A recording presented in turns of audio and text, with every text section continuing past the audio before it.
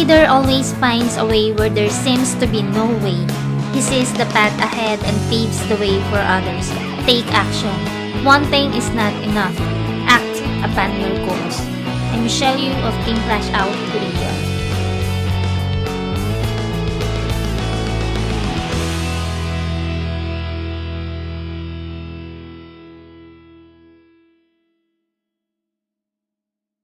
Pag-aralan natin kung paano aakyat ang position mo ng mas mabilis.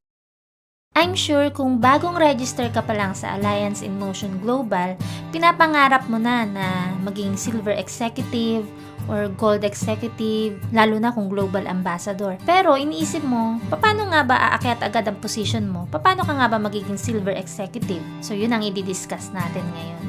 May ikukwento ko sa inyo, hindi ko malimutan yung one time isa sa mga members na itinuturing akong mentor, nagtanong siya sa akin.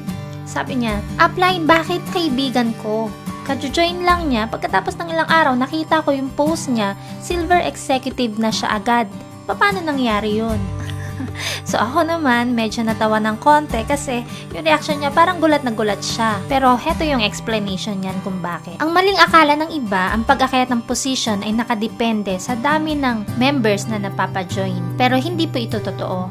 Ang pag-akyat ng position ay nakadepende sa dami ng repeat reorders na nagagawa mo or nagagawa sa loob ng team mo. Ito po ay nakabase sa dami ng reorders, hindi sa dami ng members na napapasali. Sa totoo lang, kahit wala ka pang member, pwedeng umakyat ang position mo. Kahit pa ang dahilan ng pag-join mo ay for personal use lang at wala kang balak gawin ng business, gusto mo lang makatipid sa products, pwede pa rin umakyat ang position mo. Ituturo ko sa iyo kung paano. Ang bawat product natin ay may katumbas na points. Ang repeat binary points para sa match sales bonus, commissional points para sa unilevel commission, at positional points para naman sa stair-step commission. Sa ngayon, mag-focus muna tayo dito sa positional points. Gawin nating example ang 1 box C24/7. Sa C24/7, meron itong 0.2 positional points. Ilang points ba ang kailangan natin para maging Silver Executive? Hindi ba 10 points? Kung ang bawat 1 box ng C24/7 ay merong 0.2 positional points,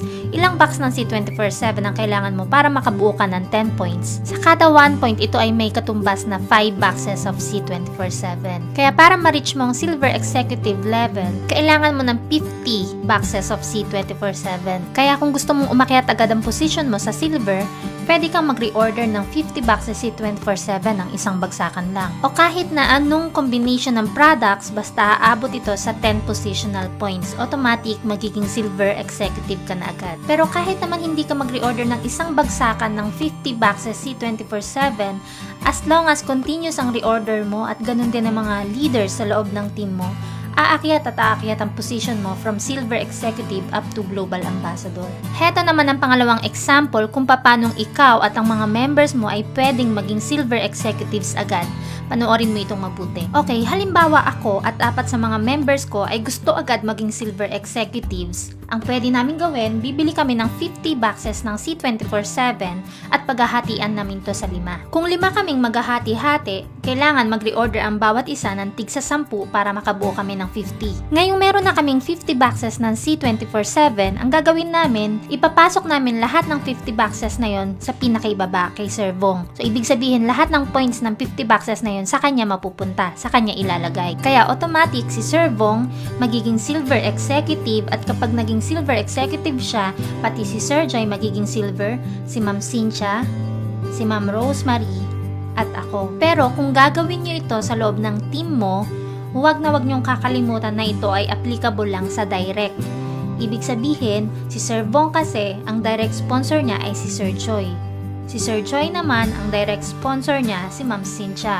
Si Ma'am Cynthia, ang sponsor niya si Ma'am Rosemary, at si Ma'am Rosemary naman ang sponsor ay ako. Halimbawang nagkataon na si Sir Vong, ang sponsor niya ay si Ma'am Cynthia, at in-apply natin ang technique na to para maging Silver Executives agad, ang mangyayari si Sir Joy hindi siya magiging Silver Executive kasi hindi siya ang sponsor ni Sir Vong. Ang magiging Silver Executive lang ay si Sir Vong, si Ma'am Cynthia, si Ma'am Rosemary, at ako. Kaya dapat bago i-apply ang technique na to or strategy na to, dapat ma-check muna kung sino yung sponsor ng bawat member sa line. Wala namang limit ito, kahit ilan kayong gustong maging silver executives sa line ay pwede. Basta i-check nyo lang yung sponsor ng bawat member sa line. At syempre, kung gusto mong maging global ambassador agad, malaki yung may tutulong kung marami ka ng members kasi mas maraming repeat reorders, kaya mas napapabilis ang pag-akyat ng position. Kaya sa ganitong business, importante talaga ang teamwork.